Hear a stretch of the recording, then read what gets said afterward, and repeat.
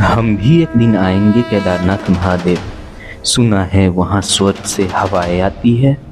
भगवान शिव की महिमा अपरंपार है। अलग अलग समय पर उन्होंने अलग अलग अवतारों में अपने भक्तों और प्राणियों का उद्धार किया है। देश के कोने कोने में भगवान शिव का मंदिर लाखों करोड़ों श्रद्धालुओं के लिए आस्था का केंद्र है। नमस्कार दोस्तों, आज हम बात करेंगे देवभूमि उत्तराखंड में बसे भगवान शिव को समर्पित 12 ज्योतिर्लिंगों में से एक केदारनाथ मंदिर से जुड़े 10 अद्भुत रहस्यों के बारे में। नंबर 1, केदारनाथ मंदिर का सबसे बड़ा रहस्य यहाँ पर स्थित शिवलिंग है। यह शिवलिंग त्रिकोण के आकार के जैसा एक बड़ा पत्थर है, जिसे भगवान शिव के बैल रूपी अवतार का पीठ रूपी भाग माना जाता है। पौराणिक कथाओं के अनुसार इस शिवलिंग का रहस्य महाभारत काल में पांडवों व भगवान शिव से जुड़ी है। ऐसी मान्यता है कि द्वापर युग में पांडवों ने सबसे पहले इस मंदिर की खोज की थी। द्वापर युग में पांडवों ने अपने पापों से मुक्ति पाने के लिए हिमालय में भटकते हुए शिव जी की खोज में पांडव यहाँ तक आ पहुँचे। धार्मिक ग्रंथों में इस बात का जिक्र है कि पांडवों के वंशज जनमेजय ने केदारनाथ मंदिर की आधारशिला रखी थी। उसके बाद मंदिर को क्षति पहुँचने पर आदि शंकराचार्य ने मंदिर का जीर्णोद्धार करवाया था। पांडवों द्वारा घनघोर तपस्या करने के बाद भगवान शिव ने पांडवों को बैल के रूप में दर्शन दिए थे। प्रचलित कथाओं के अनुसार भगवान शिव के बैल रूपी अवतार को महाबली भीम भगवान शिव के बैल रूपी अवतार को पीछे से पकड़ लेता है, जिस कारण वह भाग वहीं रह जाता है। बैल के 4 भाग अन्य अन्य स्थानों पर प्रकट होते हैं। इन्हीं कारण इस 5 स्थानों को पंच केदार के रूप में जाना जाता है। केदारनाथ पंच केदार में से एक है।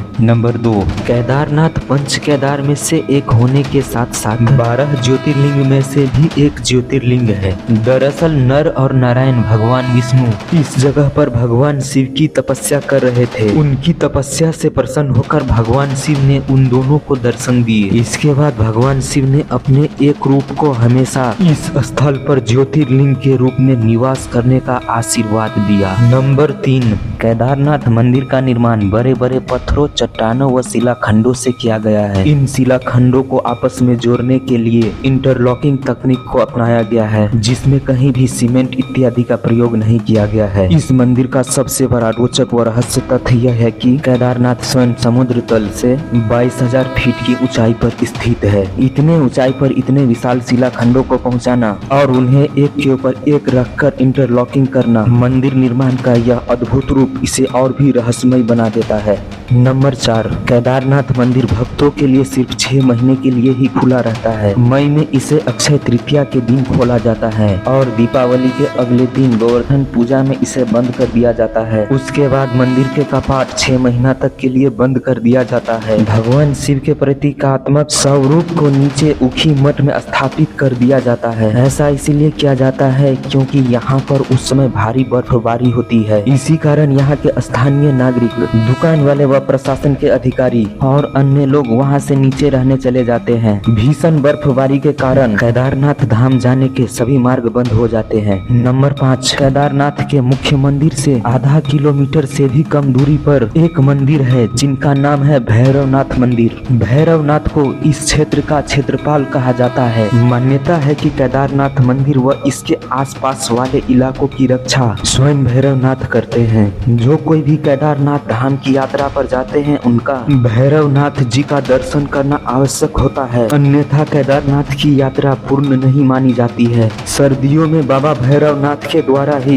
केदारनाथ मंदिर की सुरक्षा व पूजा की जाती है। नंबर 6, केदारनाथ मंदिर में जलती हुई अखंड ज्योति। दरअसल सर्दियों में पुजारियों के द्वारा जब 6 माह के लिए मंदिर के कपाट बंद कर दिए जाते हैं, तब मंदिर के अंदर एक जलता हुआ दीपक छोड़ दिया जाता है। इसके 6 माह के बाद जब पुनः मंदिर के कपाट खोले जाते हैं, तब तक वह दीपक उसी तरह जलता हुआ पाया जाता है। इसके साथ ही ऐसा प्रतीत होता है कि कल ही किसी ने मंदिर के अंदर साफ सफाई व पूजा अर्चना की हो। जब मई महीने में मंदिर के कपाट खोले गए थे, तब भी यह अखंड ज्योति जल रही थी। नंबर 7, साल 2013 में केदारनाथ में आई प्राकृतिक आपदा के बारे में कौन नहीं जानता। यह आपदा इतनी भीषण थी कि लगभग 10,000 श्रद्धालुओं की मृत्यु हो गई थी। वह केदारनाथ जाने का मार्ग और अन्य स्थल पूरी तरह से तहस नहस हो गया था। लेकिन आश्चर्य की बात यह थी कि मुख्य मंदिर का कुछ भी नुकसान नहीं हुआ था। इसका कारण यह था कि बाढ़ की पानी में बहकर आई एक विशाल चट्टान, जिसे आज हम भीमशिला के नाम से जानते हैं। 2013 में जब बाढ़ का पानी तेज गति से केदारनाथ मंदिर की ओर बढ़ रहा था, तब उस पानी के साथ साथ एक विशाल चट्टान भी बहती हुई मंदिर तक आई और ठीक मंदिर के पीछे आकर रुक गई और बाढ़ का पानी उस विशाल चट्टानों से टकराकर दो भागों में बट गया और पानी मंदिर के दोनों ओर से निकल गया। इस कारण मंदिर का कुछ भी नुकसान नहीं हुआ था। यह एक चमत्कार ही था जिसे संपूर्ण विश्व ने देखा था। नंबर 8, केदारनाथ ने केवल 2013 की प्राकृतिक आपदा ही नहीं झेली थी, बल्कि 400 वर्षों तक यह मंदिर बर्फ से ढका हुआ था। जी हाँ, सही सुना आपने। वाडिया इंस्टीट्यूट हिमालय देहरादून के द्वारा एक शोध किया गया जिसमें बताया गया कि 13वीं शताब्दी से लेकर 17वीं शताब्दी तक इस जगह पर भीषण बर्फबारी हुई थी। इस भीषण बर्फबारी में न केवल केदारनाथ मंदिर बल्कि संपूर्ण क्षेत्र बर्फ में दब गया था। 17वीं शताब्दी में बर्फ हटाने के बाद पुनः केदारनाथ की यात्रा शुरू कर दी गई। मंदिर के दीवारों पर आज भी बर्फ से ढके होने के निशान देखे जा सकते हैं। नंबर 9, केदारनाथ मंदिर से जुड़ा एक और रोचक तथ्य है। यहाँ के पुजारी सदियों पहले जब भारत की भूमि पर आदि शंकराचार्य ने जन्म लिया था, तब उनके द्वारा केदारनाथ मंदिर का पुनः निर्माण कराया गया था। साथ ही उनकी समाधि भी केदारनाथ मंदिर के पीछे स्थित है। आदि शंकराचार्य के द्वारा केदारनाथ मंदिर की देखभाल व पूजा अर्चना का कार्य कर्नाटक राज्य के वीराशैव जंगम समुदाय के ब्राह्मणों को सौंप दिया था। तब से यह परंपरा आज तक चली आ रही है।